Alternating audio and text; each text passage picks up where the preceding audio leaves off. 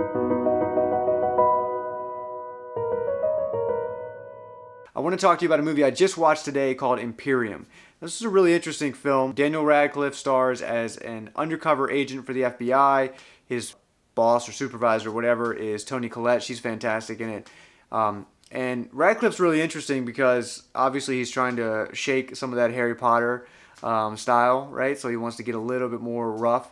But the movie is really interesting in the sense that, you know, it's about this agent, this character who's very reluctant to get involved with undercover work. He kind of knows his place. He knows he's not really the toughest guy out there, the strongest guy out there. So he's a little bit, you know, scared and nervous to get into this type of stuff.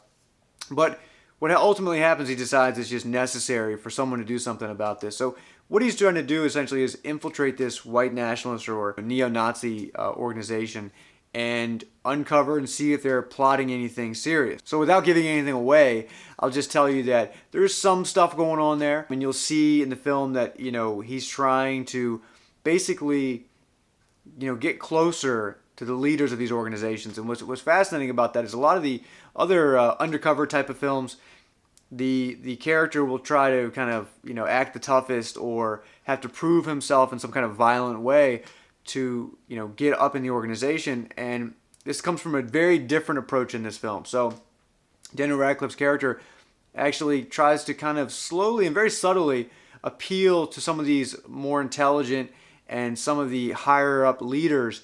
It tries to appeal more to their intelligence. He wants to show that he can do something and prove himself and be more than just like a grunt, right? So that's what really you're seeing here. Overall, the movie is really well made. Everything about it looks good. It looks right. It's very well put together. It doesn't try too hard to give you these kind of false moments of suspense where it's just trying to get you excited. It's a very slow build, and I appreciate that. Overall, the film does have some problems. The movie does have a few small plot holes, and it does try a little bit too hard sometimes to kind of get you to think one way or the other and kind of trick you a little bit, but it doesn't do it very much, and it doesn't do it too heavy-handed. So I find it, you know, pretty interesting, and I, you know, kind of didn't know what was going to happen until the very end. So it really keeps you guessing, and you're not really sure, you know, who to believe, who to trust, what's going to happen. It's paced very well. So again, it's not the best movie I've seen in the last couple months. Probably not the best movie I've seen this week, but it is a very good movie. I definitely recommend you checking it out. I wouldn't go and buy it right away, but I would definitely recommend you check it out at some point. It was great to see Daniel Radcliffe doing more movies. He was in another movie this year called Swiss Army Men that I'll be reviewing next week. And he was in a movie a couple years ago called What If that I liked a lot, where he was kind of in like it's kind of a romantic comedy, romantic dramedy kind of thing, and he was really, really good in that. So I hope to see more of him, and hopefully more in some serious roles like this as well.